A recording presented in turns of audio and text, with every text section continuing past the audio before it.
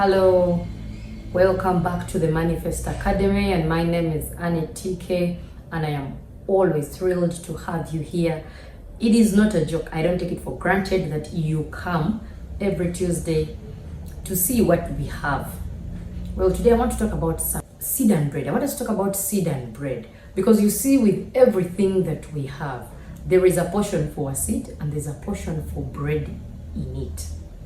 Now, these things have assignments. The assignment for seed is to help us to secure our future so that we do not go hungry in the future. And the assignment for the bread is to help us survive now. It is there helping us to fulfill our current need. I just want to go straight to the scripture and then I read for you. We are going to read from 2 Corinthians chapter 9 verses 10, and this is what it says. For God is the one who provides seed for the farmer and then bread to eat. In the same way, he will provide and increase your resources and then produce a great harvest of generosity in you.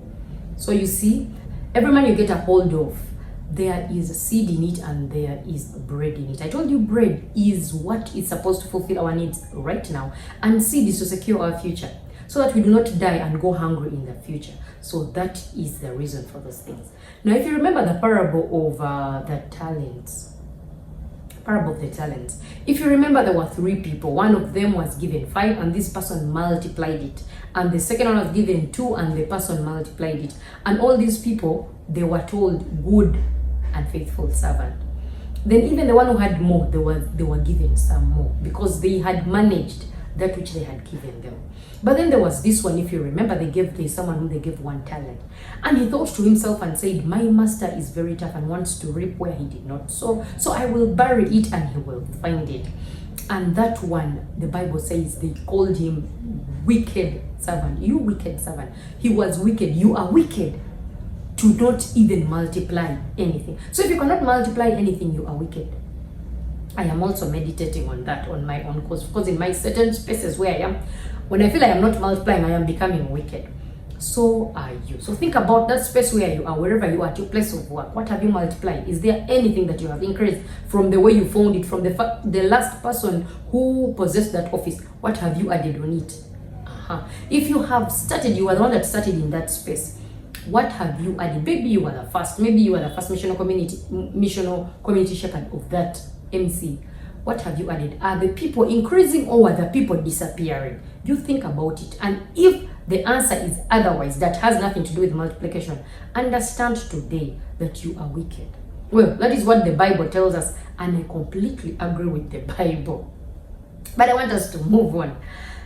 So the seed and the bread are things. That's why if you realize when the Israelites were led out of Egypt, and then they were hungry, they cried to God saying, we don't have what to eat, we don't have to eat. They did not give them seed, they gave them bread, and they ate that bread. It was manna which was sent for them. They didn't have to keep. In fact, the instructions were saying, do not keep, eat it all and finish. What remains, I think they were supposed to burn it or something, but they were not supposed to keep, because those who kept, I think there's a way it was molded and did what, but the instruction was to not keep. And that which you do not keep is bread, but that is not the case with you. For whatever thing you keep, that is the Lord who has provided it, is something you have to appreciate. It is God who has given it to you. So whatever it is that you get, you need to put the portion of the seed aside and also the portion of the bread. If you remember very well, I will take you back to our grandparents, most especially. Maybe not our parents. Maybe not our parents, but our grandparents.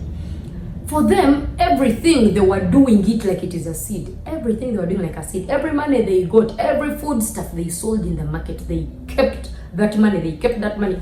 My grandma, when I would go and visit her sometimes, she always had money. When my mom was being as if she wanted to give me, my grandma always had where she would open her money and give me if I need it.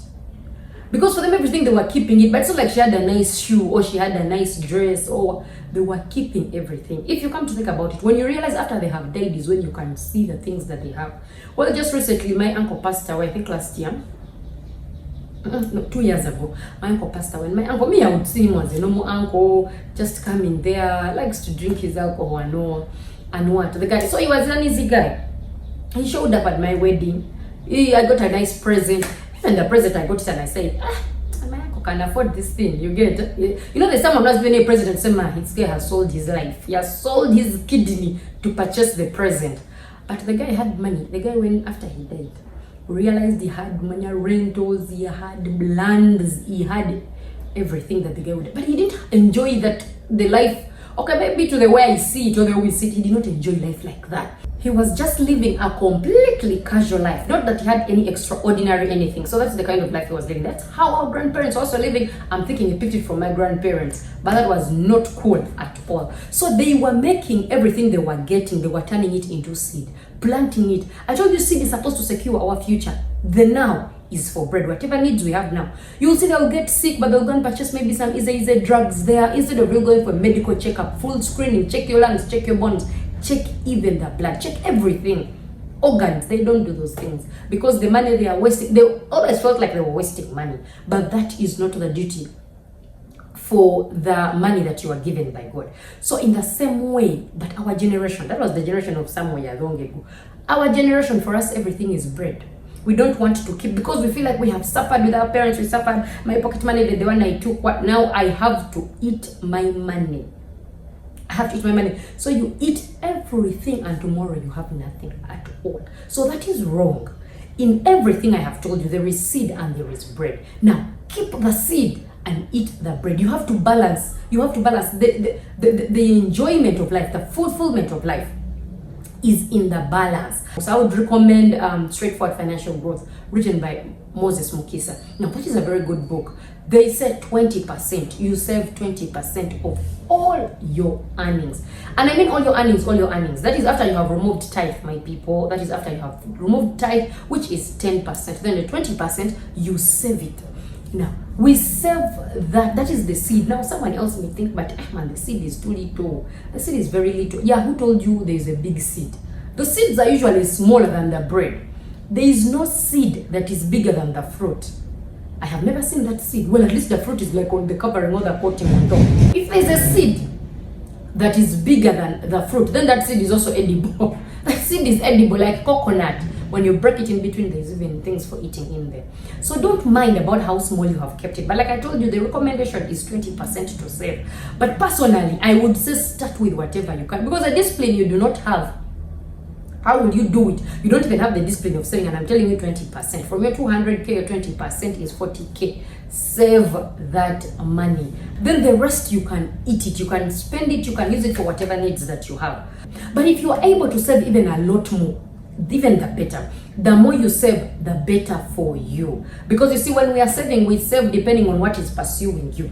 If your issues are easy, when a chicken is pursuing you, when a hen is pursuing you, you will just run easy. But when it is a lion, you will want to even lose your life running. Like where we thought you didn't know any sports, you can scatter.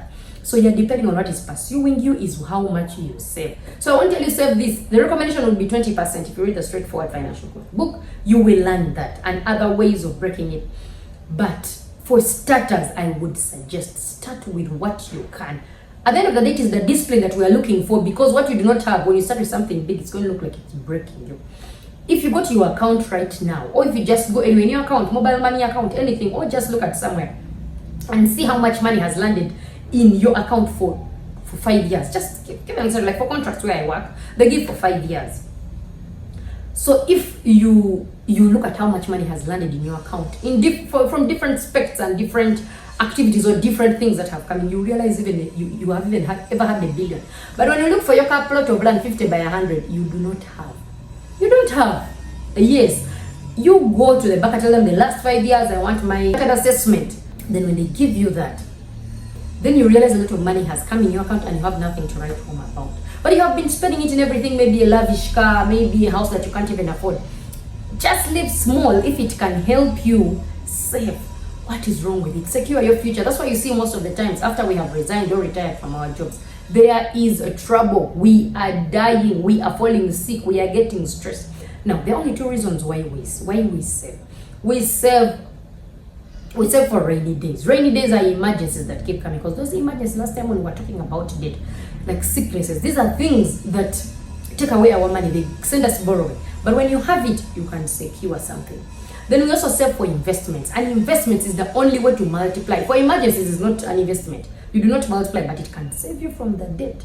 So you save for investment. But you can only do that if you have been keeping your seed. Do not eat your seed. Do not eat your seed. Then you keep consoling yourself that you're sent a you have eaten the mwana in the process. How will your generation is dying? You have eaten the mwana. How will you have how will you have more money? How will you multiply? What are you going to multiply with?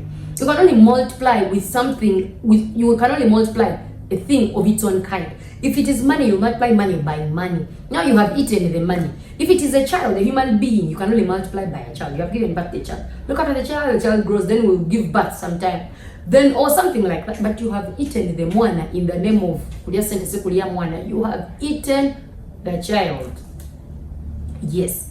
Now I am just encouraging you today that in everything that we are given, every money that we are given, there is seed and there is bread. Eat the bread and keep the seed. The beauty and the enjoyment of life is in the balance. Be sure to balance them both and you will enjoy life. Life, they say, is short.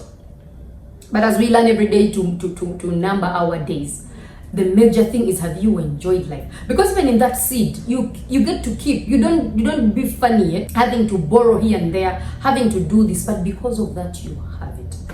And that is a beautiful thing. So today I tell you, there in every amount of money that the Lord gives to us, but we have to keep it. It is in the wisdom. We have to keep it, the seed, and then we have to eat the bread. Do not, if you only eat the bread, then you have eaten your future.